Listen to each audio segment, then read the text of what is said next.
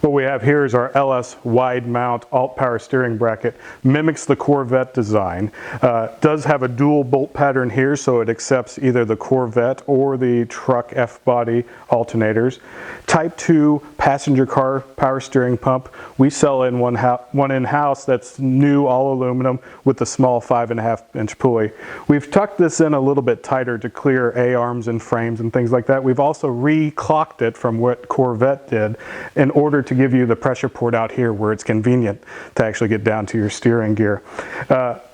Stock Corvette reservoir mounts up top in the stop location, has a feed hose, 90-degree feed hose available, or you can just use a straight hose and put a little bit of a kink in it.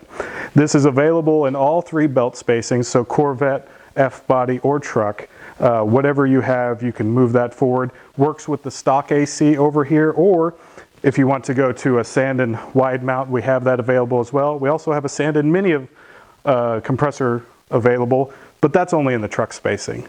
Give us a call for more details. Thanks.